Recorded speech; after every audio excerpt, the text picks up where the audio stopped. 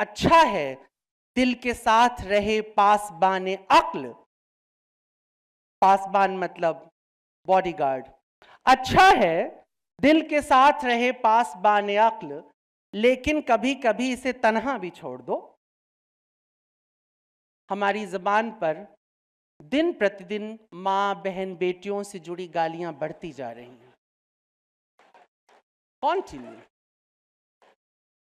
हम गालियों को ग्लैमराइज कर रहे हैं बगैर ये सोचे कि किसी की मां को बेइज्जत करना, किसी की बहन को बेइज्जत करना, और बेइज्जत नहीं करना, उसका मौखिक बलात्कार करना, यह कैसे अपना फ्रस्ट्रेशन निकालना हो सकता है? और हम इसे एंटरटेनमेंट कैसे समझ सकते हैं? और फिर हम निर्भया जैसी स्त्रियों के बलात्कार होने पर हम मोमबत्ती लेके मूर्खों की तरह खड़े कैसे हो सकते हैं? How impossible. तुम खड़े होकर मां बहन की गालियां दो और फिर तुम उम्मीद करो कि तुम्हारे देश में स्त्रियों का बलात्कार नहीं होगा। ये गालियां बच्चों को तैयार करती हैं बलात्कार करने के लिए। ये गालियां बताती हैं कि दूसरे की माएं, दूसरों की बेटियां सेक्सुअल ऑब्जेक्ट से ज्यादा कुछ भी नहीं है, और तुम्हारे मर्द बनने के लिए जरूरी है कि तुम किसी औरत की इज्जत लूट लो। जितनी भी लड़कियां हैं, जितनी भी स्त्रियां हैं, मैं उनसे हाथ जोड़कर अनुरोध करता हूं कि अगर कोई व्यक्ति, कोई दुकानदार हो, कोई सिनेमा हो, कोई नाटक हो, कोई दोस्त हो, अगर वो मां बहन की गालियां दे रहा है तो उसका सीधा बायकॉट करिए। सविनय अवज्ञा, सीधी सी जरूरत है। बिना गालियों के भी आप इतने ही चमकदार और खूबसूरत लगेंगे। अगर हो सके तो प्लीज इससे परहेज करिए। हम सबको यह समझना चाहिए, हम में से जो भी समाज में कहीं भी पहुंच गया है वो सिर्फ अपने कैरेक्टर से चमकदार नहीं होना चाहिए, उसको ये ध्यान रखना चाहिए कि उसका चरित्र सैकड़ों हजारों चरित्रों का निर्माण भी करेगा। हमारे जीवन में गालियों का कितना ज्यादा जहर घुला हुआ है इसका अंदाजा हम सबको है। आज हमारे सामने हमारे साथ एक शख्स मौजूद है जिनको कि मैं पहले भी शो में इंट्रोड्यूस कर चुका हूं, एक बार हमारे साथ आ चुके हैं। ओम मोहम्मद अक, आध्यात्मिक गुरु हमारे साथ मौजूद हैं। मैं एक बहुत बड़ा अभियान के साथ देश में इन्होंने शुरुआत की है। मुझे मालूम है उस मुद्दे के, जिस मुद्दे को आज हमें बात करनी है वो मुद्दा है जिसको हम सारे लोग अपनी व्यक्तिगत जिंदगी में और आसपास सब देखते हैं। गली मोहल्ले में हर जगह शुरुआत होती है। मैं आपको आगाज आपसे करना चाहता हूं और ये जानना चाहता हूं कि भारत अगेंस्ट अब्यूज क्या है आखिर? ये क्या आपने जो एक कैंपेन शुरू की है भारत अगेंस्ट अब्यूज की, वो आखिर क्या है? प्रतीक जी, पहले धन्यवाद कि आपने इस बहुत महत्वपूर्ण विषय को अपने प्रोग्राम में और इसके जरिए अपने चैनल और फिर पूरी दुनिया के बीच में आज रखने में हमारी मदद की है। इसके लिए मैं और हमारी पूरी संस्था आपका पहले तो बहुत ज़्यादा धन्यवाद करते हैं। इसके साथ साथ मैं आप सभी यहाँ पे जो दर्शक उपस्थित है उनको भी धन्यवाद देता हूँ कि ऐसे मुद्दों के लिए आप इकट्ठा होते हैं, और मैं उम्मीद करूंगा कि जो 2 मिनट अगले मैं बताऊंगा उसको आप गंभीरता से सुनेंगे, और जैसा प्रतीक जी ने कहा कि इसे सिर्फ सुन के छोड़ना नहीं, अपने जीवन में भी लाने की कोशिश करनी है। एक समस्या थी, मैं बनारस में जन्मा, वहाँ पे ही रहा, वहीं पर हमारा आश्रम सब कुछ। बनारस में हवा में तैरते हुए मंत्र मिलते हैं, हवा में आजान सुनाई देती है, मंदिर की घंटियां सुनाई देती हैं, ठुमरी, चैती, दादरा सुनाई देती है, लेकिन उसके बीच में माँ बहन की गालियों की गूंज भी सुनाई देती है। ये बात सच है। लोग, अगर मैं शो करता हूँ बनारस में और बनारस में शो करते करते अगर मुंह से किसी के गाली निकल जाती है तो अरे सब प्रतीक भाई सब प्रसाद बा, सब प्रसाद, और मुझे इतना एम्बैरस होता हूं मैं, कभी कभी लगता है कि माँ बहन की गाली, लेकिन क्योंकि मैं बनारस में होता हूं तो बनारस की कल्चर से वाकिफ हूं। और मैं ये जानना चाहता हूं, जब आप ये कहते हैं कि भारत अगेंस्ट अब्यूज, तो जो माँ बहन की गालियां हमारे जीवन में घुली हुई हैं, बनारस में तो कहते हैं वो प्रसाद हो जाता है, तो ये कैसा है? विचित्रता। अब एक्चुअली क्या है ना, शिव हमारे यहाँ शास्त्र में कहते हैं कि शिव को जो प्रसाद रख दिया जाए उसको सामान्य जनता को ग्रहण नहीं करना चाहिए। जैसे भांग, धतूरा, मदिरा इत्यादि जो शिव को चढ़ा दिया गया, जैसे सावन में दूध चढ़ा दिया गया तो सावन में दूध वर्जित हो जाता है सामान्य जन के लिए, ऐसे ही अगर गालियां वहां चढ़ा दी गई हैं तो मतलब कि समाज के लिए वर्जित हैं। लेकिन वो मैं बस बताना चाहता हूं कि ये कहीं ना कहीं मुझे बनारस की मखमली जो चेहरा था उसमें ये टाट के पैबंद की तरह दिखाई देते थे, और दिल्ली आने पर मुझे और तकलीफ हुई कि यहाँ पे गाली, और बनारस में तो थोड़ी सुर में भी थी, यहाँ बड़ी बेसुरी और कंसुरी होकर के गालियां चलने लगी। तो दिल्ली के अंदर एक ये भी समस्या है कि आप ऑटो में बैठ रहे हैं, आपके साथ आपकी बहन बैठी है, माँ बैठी है, उससे कोई मतलब नहीं, ऑटो वाला 2-4 बहन की गालियों के साथ श्री गणेश करेगा ऑटो का और लगभग उसी के साथ खत्म करेगा। टैक्सी भी यही करेगी, बात यही खत्म नहीं होती है। चाट खा रहे हैं वहां पर भी यही होगा। आप मंदिर में खड़े हैं तो शायद पंडित भी अचानक से 2 गालियों के साथ। मैं आया। ये बात सही है कि नहीं? सही है सर। कहाँ से आई हैं? करनाल से। करनाल से? हाँ जी। अरे बाप रे, हम हरियाणा से आई। हाँ जी। तो वहाँ तो बना चुनावी माहौल बन गया या नहीं बना अभी? अभी तो बनना रखा है सर। अरे बन रखा है? हाँ जी। अच्छा, बन रखा है तो कहीं रखा होगा तो आते हैं फिर। आते हैं। लेकिन मैं आता हूँ, आज बड़ी गंभीर बात है और बड़ी गंभीरता के साथ मैं शुरू कर रहा हूँ। जी जी। और तो इसके कारण मतलब कहने का अर्थ ये है कि आप स्कूल में हैं, कॉलेज में हैं, कहीं भी हैं, ये गालियां पिछली कई सदियों से हमारे बीच में घुलती जा रही हैं और अब हमने इसको इतना डाइजेस्ट कर लिया है कि अगर एक बेटा अपनी माँ के सामने माँ की ही गाली किसी को दे रहा है तो माँ उसे पचा लेती है, सुन लेती है। और बेटे को भी समझ में नहीं आता है, बड़ा वो कहता है। आमतौर पे मुझे लोगों ने कहा इस आंदोलन के बाद कि हम कोई इंटेंशन थोड़ी ना ऐसा बनाते हैं। सवाल इसका नहीं है कि आपने क्या इंटेंशन बनाया, सवाल यह है कि आपके मुंह से जो निकल रहा है, जो शब्द जो उद्घोषित आप कर रहे हैं, वो अल्टीमेटली क्या वातावरण तैयार कर रहा है। ये बहुत बड़ी बात है। चूंकि मैंने पिछली बार भी बात की थी कि भारत भाषा का देश है और यहाँ पर भाषा की शुचिता को लेकर के बहुत काम हुआ है। हम इसीलिए इतने महान बन सके शायद कहीं इतिहास के अंदर, और शायद आज भी हमें है। इसके बीच में माँ बहन बेटियों से जुड़ी गालियां जब हर तरफ चलती हैं तो ये बहुत ही दुखद है कि जब जिस देश में प्रधानमंत्री कहते हैं बेटी बचाओ बेटी पढ़ाओ, जिस देश में हम कहते हैं स्त्रियों को इक्वलिटी में एक बराबर होना चाहिए, जिस देश में हम कहते हैं माँ का सम्मान सबसे अधिक होना चाहिए, मौलाना साहब बैठे हैं यहाँ पर, इस्लाम कहता है कि तुम्हारी माँ के पैरों के नीचे जन्नत है, इस तरह की बातें इस्लाम कहती है। हमारे यहाँ तो माँ बहुत कुछ है, जननी जन्मभूमिश्च स्वर्गादपि गरीयसी जैसी बात राम ने कही। माता को इतना बड़ा मर्तबा देने के बाद आखिर किन कारणों से हमें इस तरह से माँ बहन बेटी को लेकर इतनी हे भावना आ गई? तो ये आपने पूरे देश में एक कैंपेन चलाया? पूरे देश में एक कैंपेन हमने चलाने की कोशिश की है। चलेगा तो तब जब आप और आप सब उससे जुड़ेंगे। इसमें तो ऐसे जुड़ने वाली बात है और ये तो बड़ी वाइब्रेंट जनता। वो देखिए पीछे तक आदमी जो शख्स है वो भी आपके साथ जुड़ा हुआ नजर आता है। आखिरी में 2 बात इसमें जरूर रखना चाहूंगा कि समस्या सिर्फ यहीं तक होती तो शायद फिर भी कुछ बात थी। पिछले कुछ सालों के अंदर साहित्य, सिनेमा और वेब सीरीज के अंदर माँ बहन की गालियां बड़ी सामान्य हो गई हैं। आप यूट्यूब खोलते हैं, कुछ यंग लड़के खड़े होते स्टैंड अप कॉमेडी जैसा कुछ करते हैं और उसमें हर एक चुटकुले के अंतर्गत 3 गालियां होती हैं। महाराज जी दरअसल है क्या कि वो ये कहते हैं कि गाली दिए बगैर बात में वजन नहीं आता। वाह, तो आपने ऐसे कहा कि मेरी बात को आपने सही मान लिया। लोग कहते हैं जब तक ऐसे कहो प्रतीक जी, मैं आ गया, आप तो बहुत बढ़िया आदमी है। वो कहते प्रतीक जी ये बात है दरअसल, और इसी में कहते हैं ये बात है एकदम, तो कहते इसमें ज्यादा दम आया। तो ये अजब सा है। बहरहाल मैं आपसे एक वादा जरूर करना चाहता हूं। आप पहले अपनी एक छोटी सी बात कहें, उसके बाद मैं एक बात आपसे और कहना चाहता हूं। मुझे ये दिल के बड़ा करीब लगा। यहां पे मैंने लगभग 3 साल से मैं शो करता हूं और लगभग 17 वर्षों से मैं शो करता आ रहा हूं। इन 17 सालों में मैंने न जाने कितनी कैंपेन और कितनी लोगों से बात की होगी, लेकिन ये एक ऐसा कैंपेन है आपका जिसमें लगा कि अगर मैं जुड़ूं व्यक्तिगत तौर से। मैं एक बार मैं बताना चाहता हूं कि मैं दिल्ली बस आया ही था और मैं अपनी बहन के साथ जा रहा था और पीछे भाई साहब ऐसा नवाजते चले जा रहे थे किसी को फोन पर, तो मैं अंदाजा लगाइए कि बोले मेरे दिल पे क्या बीती होगी। लेकिन था वो। लेकिन ये बात सिर्फ दिल्ली की नहीं है, ये बात सिर्फ बनारस की नहीं है, उत्तर भारत में ये बात ज्यादा है और जिसको स्वीकार करना चाहिए। हिंदी भाषी क्षेत्र में। तो बस हमारी ये कैंपेन जो है ये मूलतः हमारे लिए चारित्रिक परिवर्तन के लिए भी है कि हम स्वयं अपशब्द बोलें और व्यक्तिगत अपशब्द बोलें। किसी को आप झूठा बोलिए, मक्कार और भी बहुत सारे जो आपको मर्जी के आप बसंती के सामने मत नाचना बोलो, लेकिन आप माँ बहन की गालियों के साथ बनने वाले सिनेमा का भी बाइकॉट करें। ऐसे जो चैनल पे प्रोग्राम आ रहे हैं उसका भी बाइकॉट करें। अपने दोस्तों यारों को और विशेष करके जो हमारी माताएं बहनें यहाँ हैं, मेरा उनसे आग्रह है कि वो उनके सामने जब इस तरह की गालियां दी जाएं तो ये उसका विरोध अगर ना कर सके तो कम से कम उस स्थान को छोड़ देने का सविनय अवज्ञा जैसे था वैसे ही सविनय अनसुना एक आंदोलन उनको चलाना होगा। बहुत बहुत शुक्रिया। मैं अपनी बात आखिरी में ये कहूंगा कि आप में से जिन किसी के मन में ये हो वो आज जरूर ये शपथ लें कि वो आज से माँ बहन बेटियों से जुड़ी गालियां ना तो देंगे और ना उसे प्रोत्साहित करेंगे। बहुत बहुत शुक्रिया, बहुत बहुत शुक्रिया। ये बात बिल्कुल वैसे ही है जैसे अब आजकल सब्जी लेने जाएं तो साथ में थैला लेकर धीरे धीरे बोल लो, क्या शो खत्म कर दे क्या? यार मैं बोलता हूँ तुम इतना खुल के हंसते क्यों है यार मेरी बात पे? मैं बड़ी गंभीर बात कह रहा हूँ आज, पर तुम लोग पता नहीं क्यों खिलखिला के हंसते हो।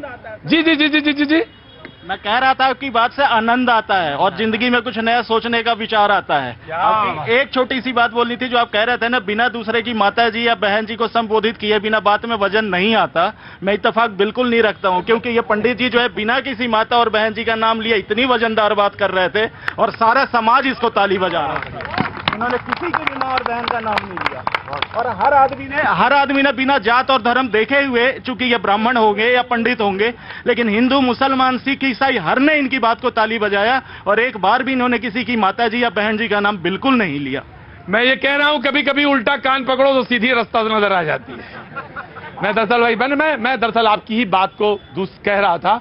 और ये लोग, वो लोग कहते हैं कि फिल्म में गाली इसलिए डाली जाती है कि बात में वजन आ जाता है। डायलॉग कहते हैं सिगरेट इसलिए पीते हुए दिखाते हैं कि लगता है कि हाँ खूंखार आदमी है, तो सिगरेट पीते हुए दिखाते हैं। बहरहाल आज का मुद्दा, मेरे प्रोड्यूसर साहब सोच रहे होंगे प्रतीक जी ने तो आज खूब भटकाया है। मुद्दा तो था बढ़िया चलता, हिंदू मुसलमान तक पहुंचता, फौज तो पूरी इकट्ठा थी आपके पास में, तो पहुंचा तो आप वहां देते। लेकिन आजकल सोच के कुछ चलता हूं, करता कुछ और हूं, कुछ नहीं, मर्जी के हिसाब से चल रहा हूं आजकल। कोई लड़ाई नहीं, कोई झगड़ा नहीं, समाज में एकता और सामंजस्य वही स्थापित करना है। नौजवान अगर यहां खड़ा है और उसका सवाल यह है और वो मुझसे पूछता है कि बताइए प्रतीक जी आपने क्या किया, 17 साल बड़े अंदाज के साथ बोल रहे थे पत्रकारिता की, तो मेरे लिए आपने कितनी बार सवाल उठाए ये मुझे बताइए। तो ये बड़ा सवाल है और मैं इसी के साथ आज आगाज करता हूं। तो कोई अगर सवाल उठाना चाहे, कोई पूछना चाहे तो जरूर, तुम्हारे पास, तुमको छोड़ के, बस तुमको छोड़ के इसलिए छोड़ेंगे, तुम रोज आते हो सवाल पूछने।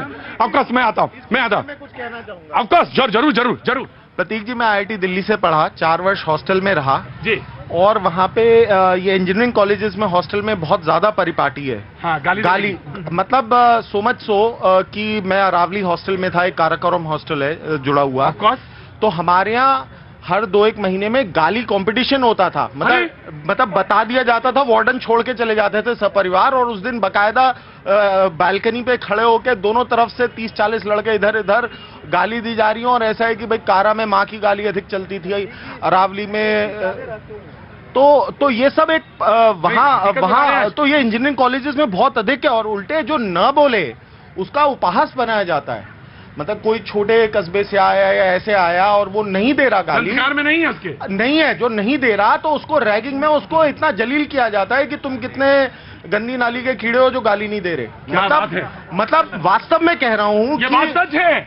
मैं भी हॉस्टल में रहा हूँ 4 साल, वाकिफ हूँ क्या होता है। लेकिन यकीन मानिए हम कहते जरूर हैं कि मैं, जो भी माँ है, बहन है, वो सब देवी के बराबर हैं, सबको उतना ही आदर देना चाहिए। लेकिन व्यक्तिगत जीवन में जब आता है ना, जब असल जिंदगी में उतरते हैं तो एक कर्म नहीं छोड़ते हैं गाली देते समय, सब एक साथ बराबर तौल देते हैं। ठीक है ना भाई? बहरहाल बहुत बहुत शुक्रिया भरत जी, बहुत बहुत शुक्रिया। प्रोड्यूसर साहब हमारे गुस्सा हो जाएंगे। शब्द में ब्रह्म है, तो जो वातावरण में इतना स्त्रियों के विरुद्ध जो अनाचार, अत्याचार और जो अपराध बढ़े, उसका मैं मानता हूं एक बड़ा कारण ये है कि हम सब करोड़ों बार दिन में एक बार जो माता और बहनों और बेटियों के बारे में गलत शब्द का उच्चारण हो रहा है, उससे वो वातावरण बन रहा है। मैं बताऊं हुजूर आली, आप बोलते बोलते हिचक गए, मैं बोलता हूं। आप रेप की घटनाएं जो सुनते हैं ना, वो तो 1, 2, 5, 10 होती हैं। हम रोज जबान से कई बार रेप करते हैं, कई बार रेप करते हैं। जो आप नहीं कह पाए वो मैं कह दूं। मैं जानता हूं को बहुत सारी सामाजिक वर्जनाएं हैं जो कहते समय होता है, ये बात सच है। बहरहाल नमस्कार, मैं उमर रियाद आप सबसे निवेदन करता हूं कि आप सभी लोग अब द्वारा शुरू हुई एक मुहिम जिसका नाम है भारत अगेंस्ट एब्यूज, इसके साथ जुड़े और आप एक शपथ लें कि स्त्रियों से जुड़ी हुई किसी भी प्रकार की गाली को न तो आप प्रोत्साहित करेंगे न उसका प्रयोग करेंगे। किसी भी अवस्था में आप माँ, बहन, बेटी से जुड़ी हुई गालियाँ न तो देंगे, और अगर कोई आपके आसपास देता है तो उससे आप निवेदन करें, रिक्वेस्ट करें कि वो इस तरह की गालियाँ ना दें। कैसा देखते हैं आप इसको? देखिए, मैं पहले तो एक बात आपको पहले धन्यवाद करता हूं, सुदर्शन टीवी को धन्यवाद करता हूं कि एक बहुत ही संवेदनशील मुद्दे को उठाने की आपने हिम्मत की है, साहस किया है, धन्यवाद। हमारा अभियान भारत अगेंस्ट अब्यूज जो चल रहा है वो इसी संदर्भ में है, जिसमें कि मां बहन बेटियों से जुड़ी हुई गालियां, और ये जो अभी नेटफ्लिक्स पर आपने दिखाया, मैं इस पर चर्चा भी कर रहा था कि यदि अहम ब्रह्मास्मि शब्द जो है वो हमारे वेद का कोर है, एसेंस है उसका। वैदिक धर्म की जो सबसे बड़ी जो ज्ञान की पराकाष्ठा हुई वो ब्रह्म और अहम ब्रह्मास्मि के सिद्धांत के साथ होती है। यदि आप वैदिक धर्म के चरम पर जाते हैं तो आप समझो कि पूरी दुनिया में जितने भी संप्रदाय हैं उन संप्रदायों में अंतिम लक्ष्य जो होता है वो जन्नत या हेवन में जाकर के खत्म हो जाता है। लेकिन भारत का जो दार्शनिक सिद्धांत था वो जन्नत या हेवन को भी एक कैद की तरह, एक कारा की तरह देखता था, और ब्रह्म जो कि स्वयं का अनंत विस्तार होता है उसको ब्रह्म कहा गया। और उस बोध से जो व्यक्ति जो उस बोध में उतरता है उस अवस्था को अहम ब्रह्मास्मि की अवस्था कही गई।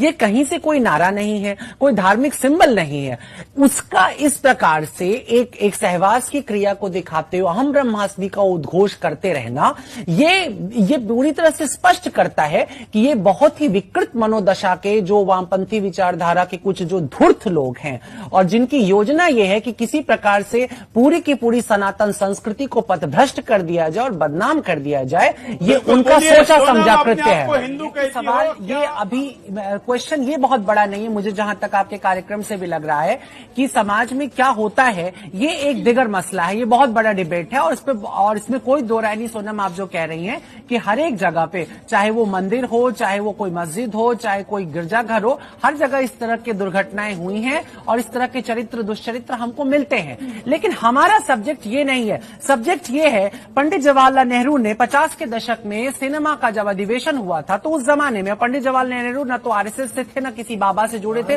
सभी आधुनिक लोग उनको स्वीकार करते हैं। उन्होंने 50 के दशक में ये कहा था कि भारत में सिनेमा कई हजार किताबों से ज्यादा प्रभाव डालने वाला माध्यम बन रहा है और इसलिए सिनेमा बनाने वालों को बहुत सतर्क होना चाहिए।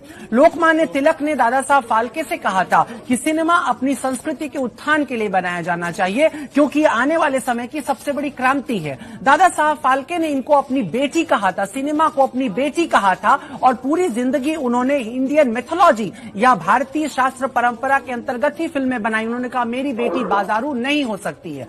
भारत में सिनेमा बनाने वालों की बड़ी परंपरा है। हमने भारत को मुगल आजम दिया, पाकीजा दिया, ये सब मुसलमानों ने बनाई, के आसिफ ने बनाई, महबूब खान ने मदर इंडिया जैसा बनाया। आपको पता होना चाहिए आप मनोज कुमार बनकर इस देश को राष्ट्रपति सिखाइए, आपको भारत रत्न देंगे।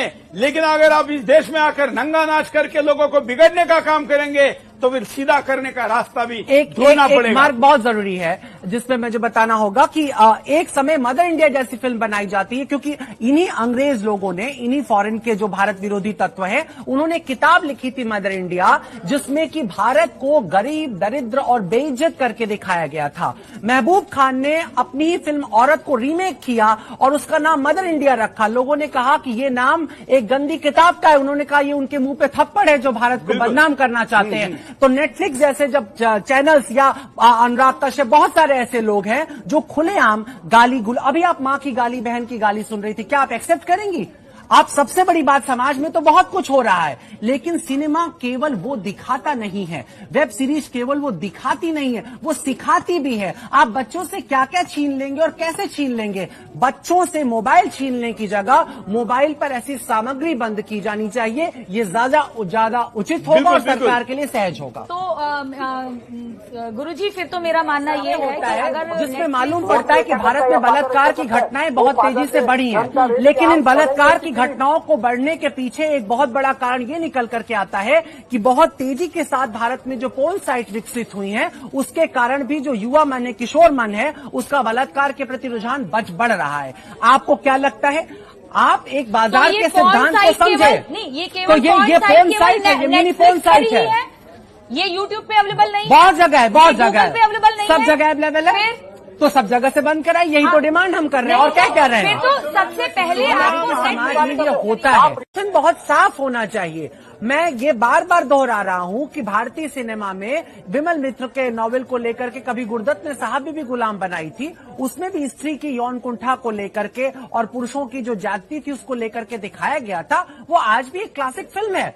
आप भारत में जो पूरी दुनिया में मनुष्यों की समस्या एक जैसी है, अगर आप उस समस्या को लेकर के एक प्लेटफॉर्म पर आते हैं, इसमें कोई बुराई नहीं है। बहुत सारी जगहों पर इस तरह की घटनाएं घट रही होंगी, बहुत लोगों की अपनी अपनी अभिरुचियां होंगी, उसमें भी कोई, लेकिन समस्या ये है कि आपका इंटेंशन क्या है। ये मैंने कहा कि क्या, मैं आपको एक चीज बता दूं, फणीश्वर नाथ रेणु जी का एक प्ले है, आप उन्हें देखिए, त्रिशंकु, जो कि ये सब चीजें अब चले। उन्होंने कब त्रिशंकु में समाज की जो कुरीतियां हैं जिनके बारे में हम बात कर रहे हैं, उन्होंने बहुत पहले लिख दिया है। आषाढ़ का एक दिन एक प्ले है, मोहन राकेश जी का। देखिए एक फर्क है, मल्लिका, एक फर्क ये है, सारी चीजें लिखी है।